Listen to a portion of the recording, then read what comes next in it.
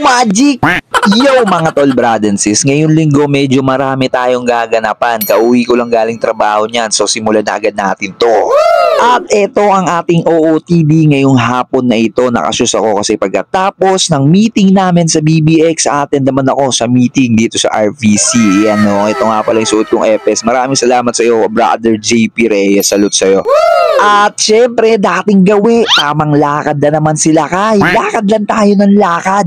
Dito ako dumiretso sa dating pinipilahan ko nung ako'y nagtatricycle pa. Makikisabit tayo para medyo malapit na ilalakarin natin. At yun na nga, nakasabit na tayo kay Brother Ode na Little Baguio. Isa ako sa magpapatunay na kapag gusto may paraan, kapag ayaw maraming dahilan.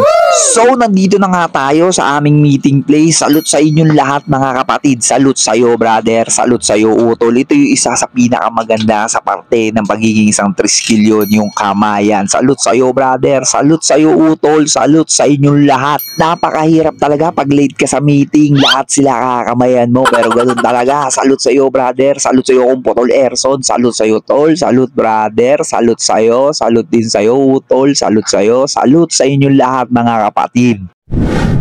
At ibinigay ko na nga yung EPS na dala ko dito kay Tol Roel kasi medyo matagal na rin ako inaawitan nito. Tol, pagpasensyahan mo na yung EPS na naibigay ko. Sana'y magustuhan mo yan at sana'y ingatan mo yan brother. Salute sa'yo. Woo! At sinimulan na nga namin ang meeting para sa darating nating 55th anniversary. Mukha lang silang malulungkot dyan pero masaya po kaming lahat. Yes! At kahit ang pinakatatago kong bowler na galing pa sa Quezon City nung pumunta ako doon ay na-arbor din ni Brother Labo. Pati yung brief ko may tatak na triskilyon, baka gusto nyo rin.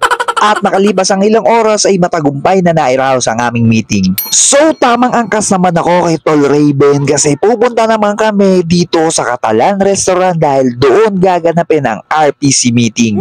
Grabe yung motor ni Tol Raven, kailangan nakayakap ka sa kanya kasi kapag hindi ka nakayakap sa kanya makakabitaw ka, mahuhulog ka.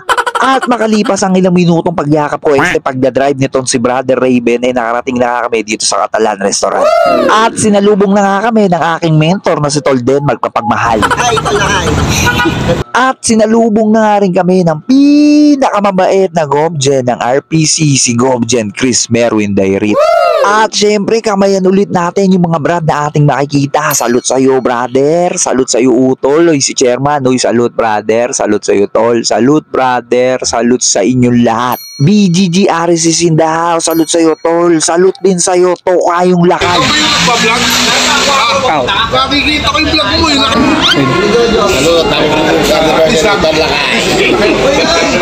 Binati pa ako ng happy birthday ni Tol Jobed. Anyway, nandito na nga tayo sa loob ng Catalan Restaurant na talaga nagulat ako, napakadaming mga brad. At syempre hindi pa rin mawawala ang kamayan portion. Salute sa inyong lahat mga utol, salute sa inyong lahat mga kapatid. Hindi ko na nakamayan halos lahat ng brad na nandito dahil napakadami nila, pero salute sa inyong lahat mga tol. Emergency National Premiere. Para diba, palakpakan natin si Tito Chris Mendoza.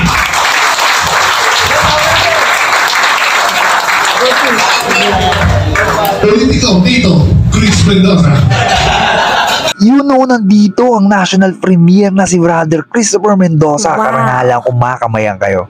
At ito yung isa sa moment na hindi ko makakalimutan dahil ito yung oras na ipinakilala ko ni Gobjen sa mga kapatid nating triskilyon na merong matataas na posisyon dito sa kapatirang Tao Gama P.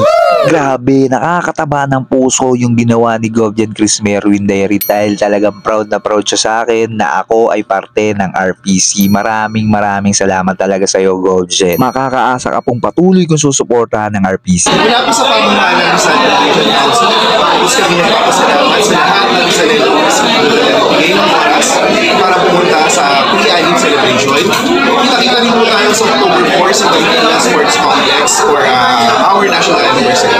At especially kay Tol Lakay na malakas, aking idolo. Maraming salamat sa iyo. Mabuhay po ang isa ng Triskilyon. Sulong.